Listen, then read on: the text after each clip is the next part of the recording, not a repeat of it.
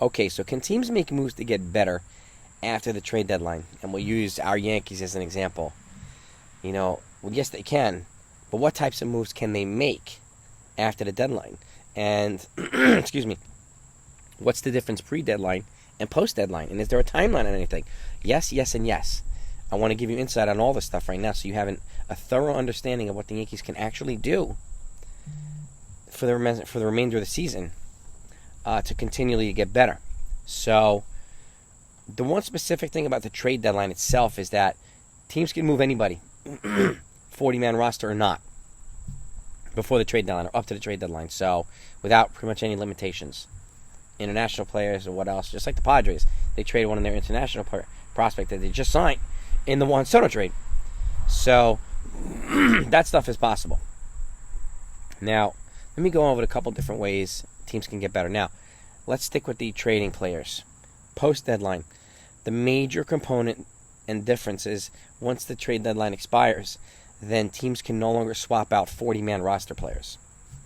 They can be off the 40-man roster and they can swap out as many as they want, but if they're on the 40-man, it can't be swapped for another team's 40-man. So, and any trade that happens, if you want that player to be part of the postseason, or if your plan is to have this player part of the postseason roster, any trade has to be done before September 1st.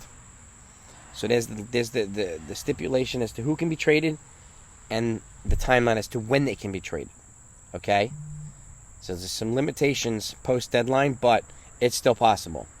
Now, let's continue moving on. There's the international players, too. Korea, Japan, Dominican Republic, Cuba, all those players. So if a team wants to sign, and majority of teams use their international spending money. There's international prospect money allocated for teams. So once the international signing period happens in January, teams generally allocate most of their funds. But for teams that haven't done so and still have money left, they can sign international players. So if you're looking for the next Shohei Ohtani or a Cespedes or Hanley Ramirez or whatever, Ichiro, you might be able to find them. But the majority of this stuff happens in January, but you never know. So now let's get to the next one. The independent league. Okay, you can sign players off the independent league. The Yankees have done this before. That's why they brought Darryl Strawberry back after he played with the Mets and moved around a bit. He was with St. Paul in Minnesota in the independent league, and the Yankees were scouring, for players, and they found him hitting balls over buildings, and they brought him and he became an integral part of a couple of championship runs for the Yankees. So, independent league is another way to do it. And lastly is the waiver wire. Okay? Now, you have outright waivers. You've got trade waivers. Trade waivers no longer. Can't do that. But release waivers you can. Let's use two players as an example. Jackie Bradley Jr. and Didi Gregorius. Players can generally be DFA'd and then eventually get put on release waivers and then a release. And once they're no longer part of a team at all, then they become free agents and can be signed by anybody. Well, that's what happened with these two guys.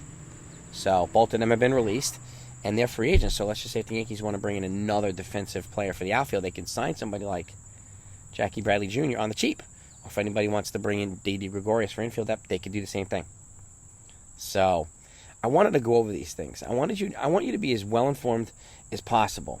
And I like doing stuff like this. I don't like only doing breaking news and updates and recaps and lineups. I like doing stuff like this because I want you to feel like you can contribute to the conversation, right?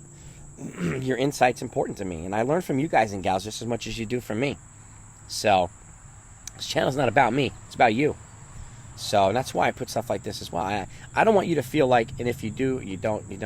So I don't want you to feel like you have to use someone else's videos or talking points as your argument.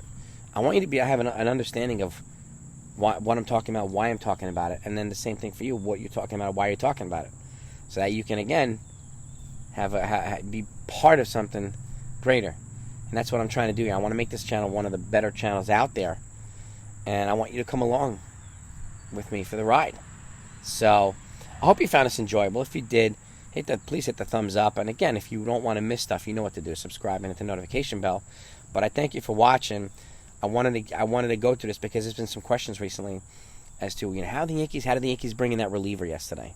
Well, that's what happens. He was put on waivers and whatnot, and that's part of the thing. And then the Yankees claimed him. So, and sent somebody went right to the minor leagues. So you cannot bring somebody instantly back to the major leagues. It has to be through the minor leagues right now. And then if they get called up, they get called up. So that's the main difference. And I wanted to use that one as an example. And then the Didi and Jackie Bradley Jr. situations as an example too. So anyway, I hope you found it enjoyable. I'll be back later on with the lineups for tonight's game against the Cardinals after that frustrating loss yesterday. Hopefully they'll rebound today. It's Domingo Germán versus Jordan Montgomery. And should be fun. And, if anything pops out before that, you're going to get it here. Talk to you next time.